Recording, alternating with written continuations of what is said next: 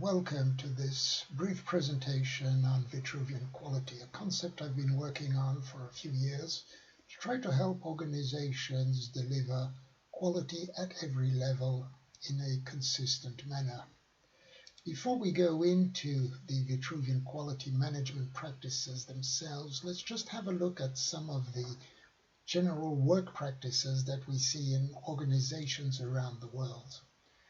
Organizations start out typically with a vision, with an idea which gets turned into goals, which are used to plan a project which allows work to be delivered to the end customer or user.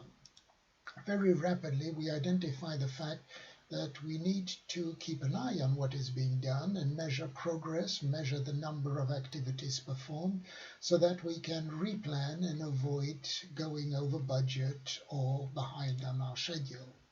It is a logical next step then to use those measurements that are available to identify how we can improve our planning practices and our estimating practices so as to make them better in the future and stop repeating the same mistakes. Unfortunately, this is not as common as one would expect, and not every organization does this yet. Of course, no matter how well you plan and you estimate and you foresee things, things will happen that will surprise you. Accidents happen. Identifying risks should be a major part of everybody's daily activities so that we can use those risks when they are identified to replan and avoid the risks becoming problems. We can also use the same activities to identify opportunities for new developments, new vision, new products and services. This concept gives us four little triangles that represent the known and the unknown, the past and the future. This corresponds quite nicely to the four quadrants, or should I say the four hemispheres of the brain. Left brain and right brain, limbic versus cerebral. Of course, the brain doesn't just work in various quadrants. Ideas and concepts come from communication between neurons in different positions in the brain. And that is important because you need to understand that as your brain, your most important organ, is the one that allows you to interact with the outside world. It is the one that allows you to accept stimuli from the world and influence the world as and when necessary. And there's a very brief moment between that stimuli and influence in which you have your opportunity for growth and freedom. And this is true as an individual, but it is also true for a business that is trying to influence the world. And if you want to influence the world, if you want to influence the people within your company itself, you need to be able to understand this so that you can affect both the rational and the responsive sides of the brain, so that you can affect both the reflective and the reactive aspects. This means that if you want to influence things, you are going to have to focus on, first of all, providing acceptance, making sure that people accept the fact that things need to change. You then have to give them the means to change, the tools, the time, the budget, whatever it takes. You have to have the ability to change. You have to motivate people to want to see the outcome, to want to see the results that will come from this change, so that they can aspire to make it happen. And then you have to try and provoke an attitude which will encourage people to spontaneously do the right thing rather than tricking themselves into doing it the old-fashioned way. This is a mixture of management and leadership. I'm going to start talking about management. I'll come back to leadership later. As a manager, your role is not to manage or to bully, certainly not to tell smart, educated engineers how to do their job. They already know that. Your role is not even to motivate them. That is a leadership role. As a manager, your role is to remove any barriers that stop people from taking pride in their work. Your role is to satisfy the innate desire people have to take pride in the value of their work. And so to lead to that, I'm going to start by talking about some business aspects, some management principles, and then I will go into the details of Vitruvian Quality to give you a taste of what it is about and finally draw some conclusions. Business management concepts in order to set a framework here. So businesses, when they start up, typically start up like what I would call an anchovy business. They're small, they're agile, they can swim fast and do all kinds of things. They're quick to adapt, to change. They're flexible, and they're under continuous pressure to be taken over, to have someone steal your business, your clients, your ideas, your people. So they group together in order to form a mass that will scare away the predators. Some businesses are the predators. They are like sharks. They are large. They are powerful. They are feared rulers of their kingdom. They're relatively slow and inflexible. And it's good to feel that you're the biggest in the pond, you're master of the domain. You have to compete against some other big businesses, but all in all, big businesses, shark businesses, are powerful, feared, and in control. They do have to continuously swim in order to survive. The black-tip shark is a bit special in this area because the small fish, the anchovies, are quick to get out of the way because they are so agile and flexible. The black-tip shark is one of the only sharks that hunts in a pack. So their approach is to completely surround the small businesses, to surround the anchovies, leaving them no place to escape. And like this, because they're all around this mass of small fish, they can attack, they can swim in, and the anchovies have no way to disappear and to escape from them.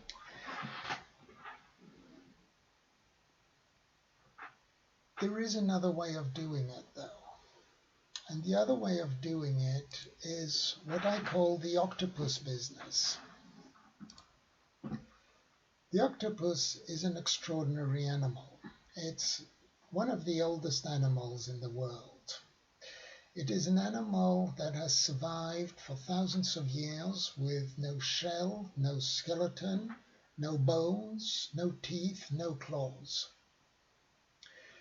However, it has one thing, and that is it has an intelligence that is extraordinary. The intelligence of an octopus is significantly different from ours. However, if you consider traditional characteristics of intelligence as being the ability to think abstractly, understand, communicate, solve problems, learn, form memories, plan actions, they do all this. They have demonstrated their memory. They can differentiate between people who are dressed the same way. They can plan if they are going someplace where they already know from experience that there is no shelter to protect them. They can carry coconuts and shells and bits of tool to go there. But what's really amazing is their superpower. These colorblind animals are able to take on the color and the texture of their environment very rapidly, faster than anybody else, because they don't need to communicate to their brain, and their brain doesn't need to send signals back. They see with their skin. They also have approximately 2/3 of their neurons are not in their brain, in their head, but in their arms, and they are arms, not tentacles. Each arm can think for itself, can taste, can smell, and can even survive separated from the head. The 6 major arms find food, test it and pass it down to the two smaller arms, which will make the final decision and pass the food to the beak. So there is coordination at the head, from the head level, but each arm can act independently without communicating with the brain. And this is a lesson to be learned in business, because in business, most companies end up looking something like this, where all the thoughts are happening at the head level, and when there's a small group of people down at the bottom who are actually doing what your clients want. They are writing the software code, they are building the widgets, they are delivering the services. They are surrounded by a vast group of people who are trying to control them. When someone at the front end, someone who is directly working for the client, has a question or an unforeseen problem, they got to ask permission, make suggestions, communicate all the way up to senior management and wait for the communication to come back.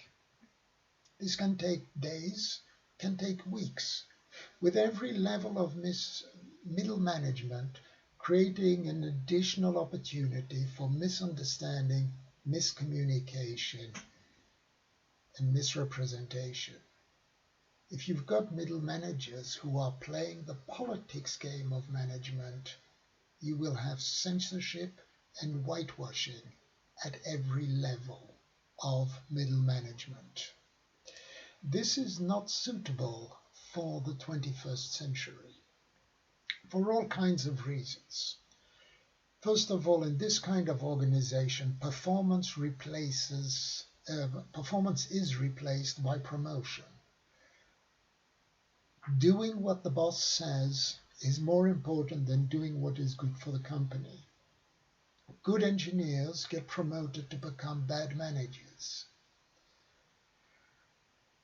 The cost of the overhead work is going to seriously impact any attempt to make yourself more productive or cost efficient at the delivery level. Okay? Compliance becomes the key process. We need to replace that with something that reminds us of the whole brain engineering organization, where all the parts are working together. Many organizations feel that they are doing stuff without understanding the context or the principles that are guiding them. Some of them even believe that there is no context or principles, that they have no idea what management is trying to deliver, other than make money as fast and as cheaply as possible. When we implement a management structure, a management technique, there's one word that comes out, and that is a key word which should make things better, but frequently doesn't. And that key word is the concept of measurement. We need to measure, we need to understand that. But it's been an obsession of management since Taylor's days. And the problem with measurement is that we measure things that are easy to measure. We measure widgets, number of widgets, we measure money, we measure minutes. We measure all these things that we know how to measure, rather than focusing on the things that are good for the future of our business. This is creating problems, and it is creating an emphasis on compliance. Taylorism continues to influence management at every level, and even the most useful internal improvement approaches are being downgraded by an obsession to compliance and measurement of the wrong thing. Now, don't get me wrong, I'm not against measurement. Okay? I think measurement is a wonderful tool, but measurements are there to help us identify what has happened. Why were things going so well at this period of time? What was happening? Why did things so go badly? What went wrong here? What lessons can we learn? We can start looking back and seeing that there were trends where suddenly things started working better or worse. There's lessons to be learned. There is something here that is of value to us. But the moment you start using it as a predictive tool, you start running into trouble. Measurement is a retroactive thing. It is not a predictive thing. Measurement is a great thermometer, but it is not a thermostat and should not be confused with it. The moment that you force people to accept the measurements and the standards, you are putting in place, you are forcing them into compliance, whatever the cost. You hire people, hopefully because they are intelligent, because they know how to do their job, because they are motivated, because you think that they will provide added value. And then you force them to fit into your compliance scheme, into your bell curve, and turn them into zombies. Offices around the world are full of zombies working their 8 hours a day without passion, without interest in the results or the outcomes. A zombie has a complete lack of understanding, emotions, or thoughts. Forcing engineers to work according to strict rules and metrics rapidly moves towards mindless work to satisfy the metric without understanding, knowledge, or thought. If you're only interested in satisfying your metric, your KPI, because that is what is used to reward or punish you, your efficiency level will drop, your profit objectives might be met, but are mainly being met because you have learned to play the numbers.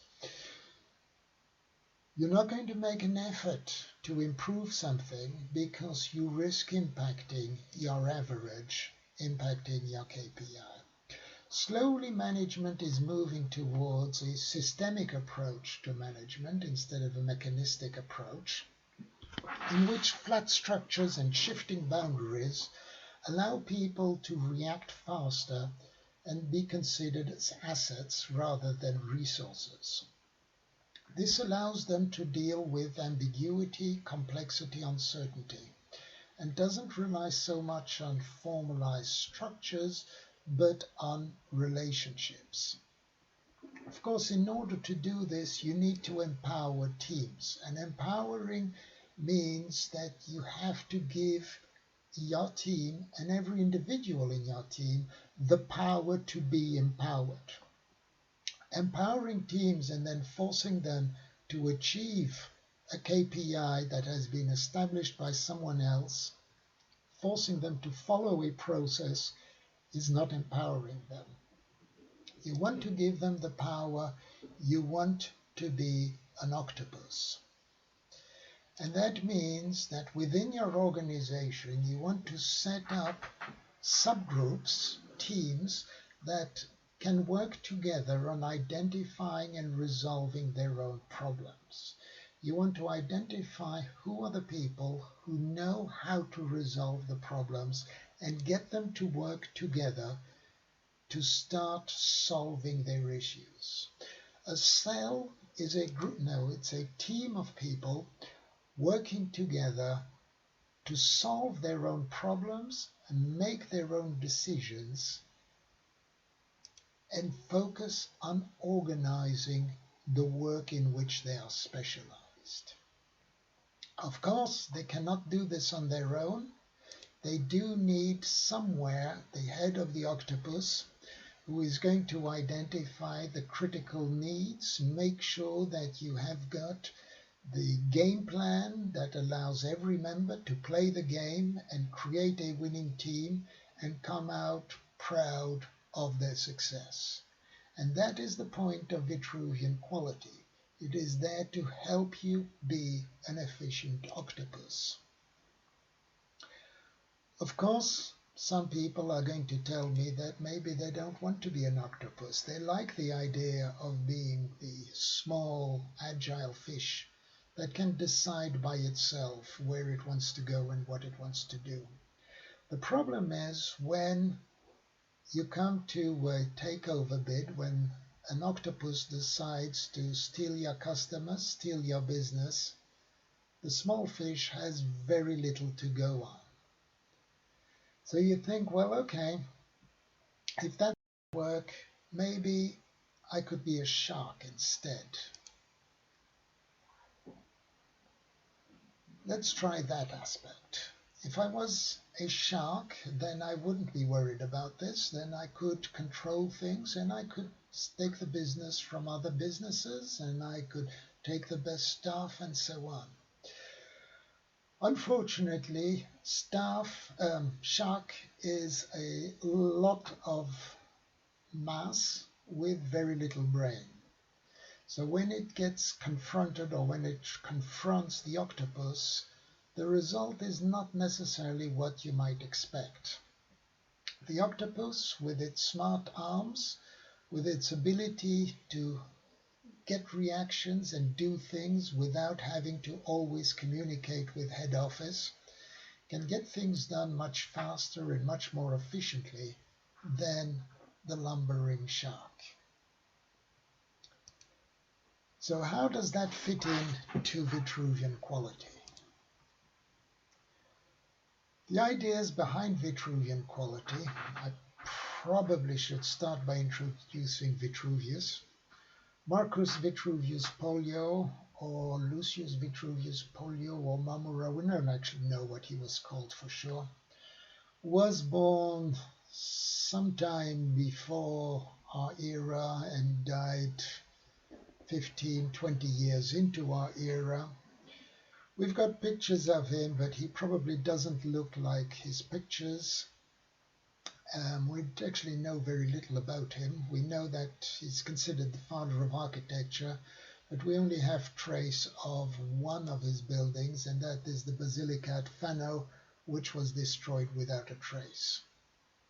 However, what did leave a trace was his major thesis, multi-volume, called De Architectura, in which he explains the principles of architecture, including structure, proportions, and the basic concepts of quality.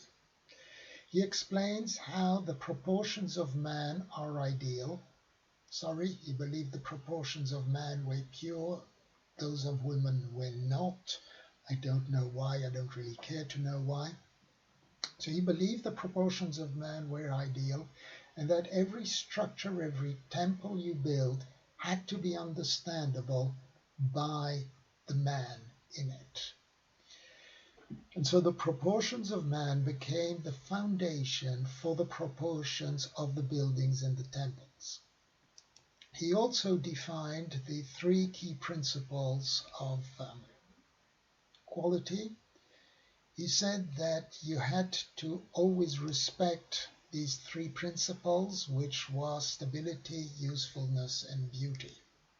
Stability, your product, your structure needs to be stable, needs to stand strong. The walls should not fall over when the gales blow. Your software should not lose the data when the computer crashes. Your products, your structures should be useful. It should correspond to something your customer, your clients need and want. It should resolve some kind of problem. And finally, your product or your structure needs to be desirable. It needs to be attractive. People have to want it. It's not just there to be useful. That's good, of course. If it's not useful, it's definitely not interesting. It has to be stable, of course. If it continuously falls over, that's not going to be of interest. That's not quality. But the desirable aspect can sometimes be forgotten. Or some businesses focus on the desirable and forget the other two and just make things that are very fashionable. His principles were so strong and respected that some of the key artists and architects of the Renaissance, the Italian Renaissance, openly referenced him and copied over his suggestions and principles. In fact, it goes a little bit further still, and that is that at the end of the 20th century, Christopher Alexander updated the Vitruvian principles by creating a timeless way of building and a pattern language, in which he explained that the same basic pattern principles should be used when designing a city, when designing a neighborhood, when designing a house, when designing a room, so that they all relate to one another and can be understood at the basic level. That influenced some other people in the mid-1990s to create what is the seminal book in object-oriented software. So here we have got a Roman architect 2000 years later is influencing the way modern software is being developed. It must have value in it. The concept of patterns, reusable simple building blocks, decomposing complex products. The idea is to provide simple reusable building blocks that can be used to create variety and complexity through assembly rather than through repeated bottom-up design. And we find patterns now everywhere. We find patterns in architecture, we find patterns in manufacturing, we find patterns in ID. It is the normal way of doing things in most businesses. And that is why, creating Vitruvian Quality, I was looking at defining a management pattern. VQ is there to create a pattern for management that can be used in a variety of organizations and structures to perform all kinds of operations and missions. It is there so that we can square the circle. Every worker needs to believe and understand your company mission. I need to understand it. I need to believe that this is something worthwhile. I then need to understand what I am expected to do, and I need to understand that, believe that what I am doing will help that mission in which I believe. There are two key aspects to this. There's the square and the circle in Da Vinci's drawing. The square are traditional management activities. The circle are more cultural activities which often get left out. The idea here is to line them all up so that your communication is clear, coherent, consistent, continuous. We've got a clear structure that helps to understand the scopes, the limits, and the possibilities of creativity and engineering at every level and in every activity within the organization. It starts at the top when we identify the mission.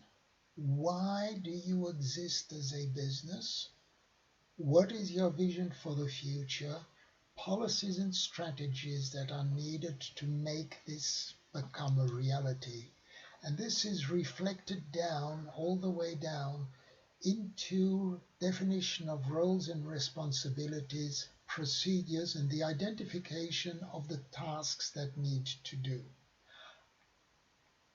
I understand the limitations and responsibilities of my role, and by understanding that, I can feed into continual improvement and make something better happen within the organization.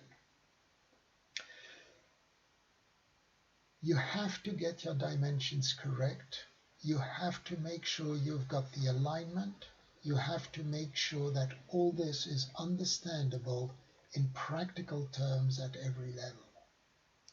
So going through this, your mission statement. What is the purpose of your organization? What are you trying to achieve? It's not just to make money. You are trying to make a difference. What is your mission? Why do you believe you have got a reason to exist as a business? That has to be identified and understood. And that has to be laid down. It can then be translated into a vision. What will the world look like when we achieve this? What is your vision for your clients? I typically expect two vision statements because when I ask for visions, I'm usually given some marketing thing that explains what a great company we are and how great you're going to be if you use us.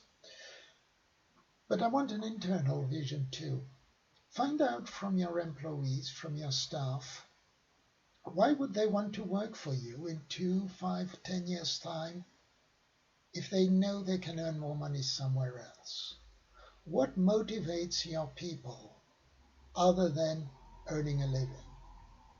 If it is just earning money, if that is the only reason they're working for you, your best people are about to leave. So understand this and establish a vision that they can believe in, that they can buy into, and that they will support. The vision gets implemented partially through the policies. So this is the arm, this is the long arm of the law. This is where you are going to define what is not negotiable within your organization. What are the things you will not tolerate? What are the things that are requirements? And the policy is constitutional law within the organization. The policies are there to support the vision, to support the mission. And the policy has to be respected by everyone within the business. From the janitor to the managing director, to the chairman of the board or the CEO, everyone has to respect the policy or face the consequences. The other arm, the other outreach of the business to support the vision, to support the mission is the strategy. And the strategy is saying how you are going to translate this mission statement into tangible results in order to achieve your vision. And more importantly, probably, you're going to define in your strategy what you are not going to do. The strategy determines priorities for implementing activities, for implementing different tasks, programs in order to overcome risks and issues in achieving your mission. Stability in the company, the needs are given on one side by technology. You need tools, you need hardware, you need templates, whatever it is, something coming from outside or developed internally. Your technology is there to help you, to support the people achieve the vision. You want to support them, make it easier for them to get there. A full analysis is necessary before you consider a new technology so that you can understand how this technology is going to support my people. If it doesn't support my people, don't get it. The other need, the providing stability, is process. Process is just simply the way we do things. It's the way things are done. It's not complicated. It explains what needs to be done. It doesn't say how to do it. How to do it is a procedure. The process explains what needs to be done.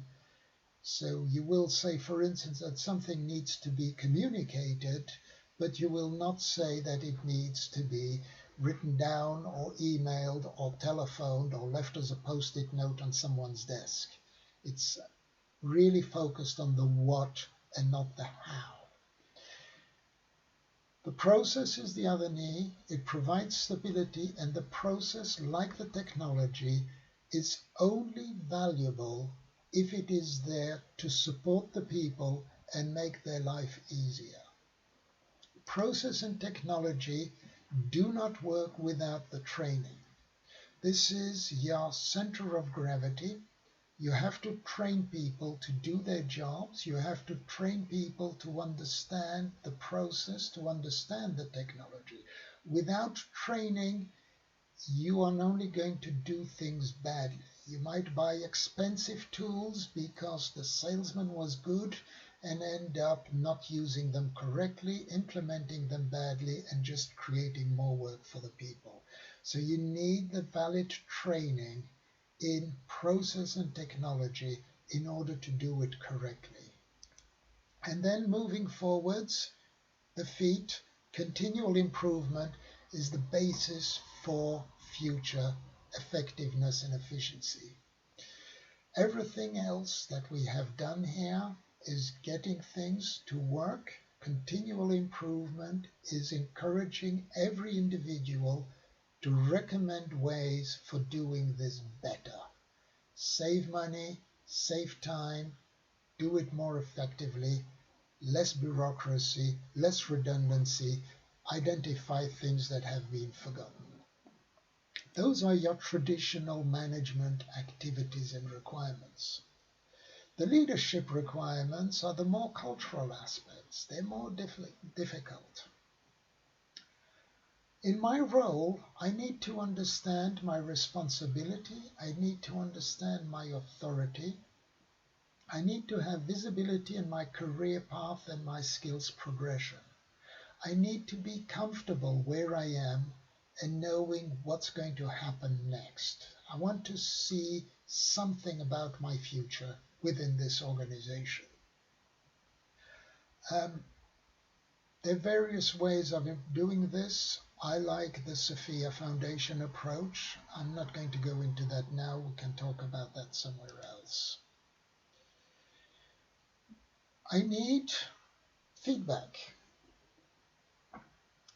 I don't want a yearly performance review. Yearly performance reviews are destructive, negative. So yearly performance review is where I spend ages going through everything I have done so that I can sit in front of my management and manager and tell her why I need a raise, why I should be given more money. She responds having spent the last few hours or days looking at everything that went wrong over the past year and telling me why I should be fired. And we talk it over again until we finally agree on a result that was already predefined in the budget meeting. It's demoralizing, it doesn't work, and it doesn't produce any value whatsoever other than additional confrontation between management and employees and reduction in trust. Feedback needs to be quick. It needs to be frequent. There are two types of feedback, positive or constructive. If you have nothing constructive to propose and you just want to give negative feedback, don't. You're either rewarding someone, encouraging them, thanking them for what they've done, congratulating them on the result, or you are suggesting a better way of doing things, a more efficient way. That then rapidly becomes part of the culture. Culture I define as the attitude staff have when management is not watching or measuring them. It is the natural way of doing things. So obviously, I'm not going to start developing a product if I don't understand the requirements. I mean, why would I even try to do that? Pushing me to start early without understanding the outcome will only lead to more work and rework. The culture is twofold. There is the management culture, which they are trying to impose on the company, and there is the staff culture, which is often a reaction to management. A culture review is getting an independent, objective person to come in, conduct confidential reviews with various people, so that they can identify what is really happening and communicate this to senior management and together build a plan on how to achieve their values more appropriately. Because you have got values, they are there, should be a prime condition of the culture and not just wall decoration, as is frequently the case. Communication is part of the culture. People learn to listen. People learn to hear what you think, what you are saying. People are learning to think before speaking. I want free flow of communication. If I see my senior management doing something wrong, I want to be able to go to them and say, this is not working. This is not happening. You need to have that ability to speak. Of course, there's a chain of command, but the chain of command must include communication shortcuts. I'm not saying decision shortcuts, I'm saying communication shortcuts. The decision as to what you should be working on today must come through the chain of command. Senior management should not bypass it. However, if they want to justify something, explain to you how important it is, they should be able to do it. I want to be able to speak to my colleagues. I'm running a project, I am having problems, I have got staffing issues, someone critical is away. I want to be able to go and speak to the other project managers and see if they've got a spare person they can loan me for a while. Talked earlier on about training. Training is focused on how to do things. Education is more focused on the why. We have the process on the what, we have the training on the how, the education is the why. It is teaching people to understand what is critical, what is important within the company, and it is teaching people to think for themselves. Education, in my opinion, is a lot more important than training, because education allows you to understand why the tool is not working, why this bureaucracy is required. It allows me to understand. Unfortunately, very few businesses spend time educating their staff. They would rather spend time training them. But then in the school system, we're spending more and more time training people to pass tests instead of educating them. But that's another topic. Tasks and procedures. I understand what procedures I should follow. I understand the tasks I have to do today, and I understand and accept how this task, how this procedure is going to impact the vision, the strategy, the mission. I see how it all fits together. I believe in it. I accept it. And so those are the components of Vitruvian quality. Dimensions regulate the scale of the work so that all parts may all tell and be effective. This is further reflected into an additional bit which I've called fractal management.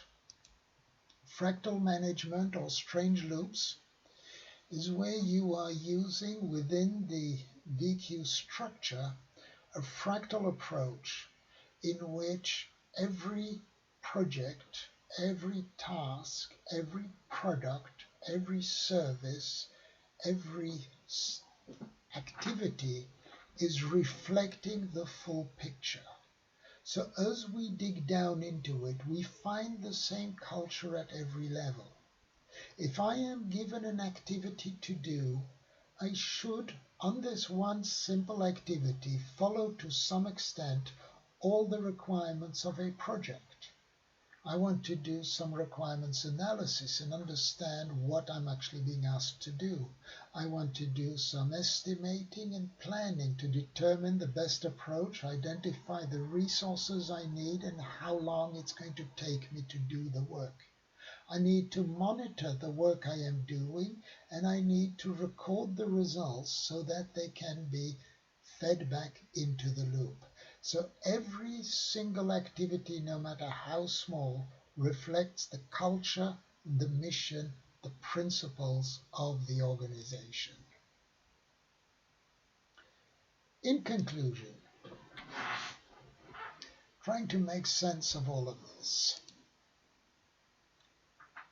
I want you to be a full brain organization, learning from risks, from past, from measurements, in order to improve the way you plan and do your work.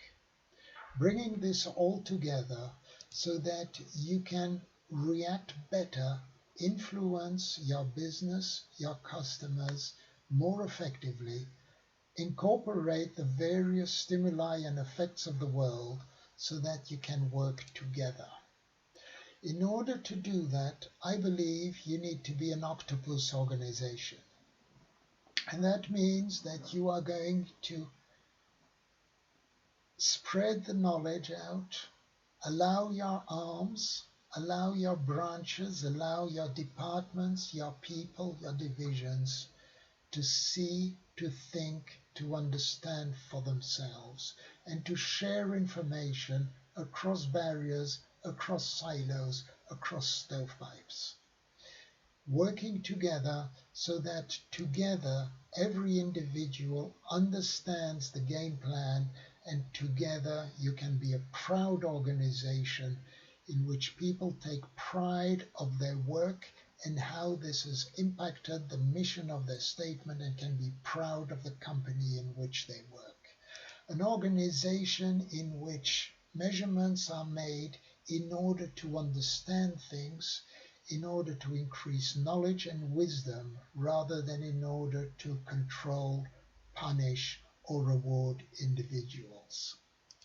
I want you to be a coherent organization in which every individual believes in the work to be done, believes in your mission statement, believes that what they are doing today and every day fits into the vision of the organization and fits into the future and will make the world a little bit better place.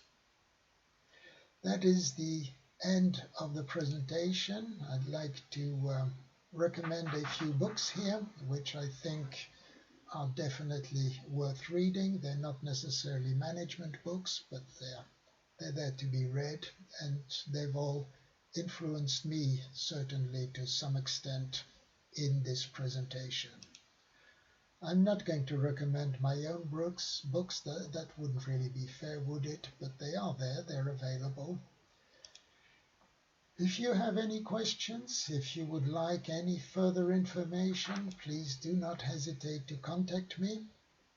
You can contact me on bit.ly OK Let's Talk, or scan in my little coffee cup there in order to have a meeting at a time that suits you.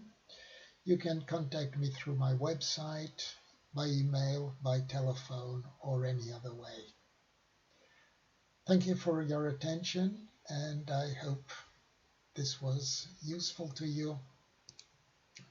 Please get in touch. Let's talk. Let's see if we can do something together to make this world a little bit better place.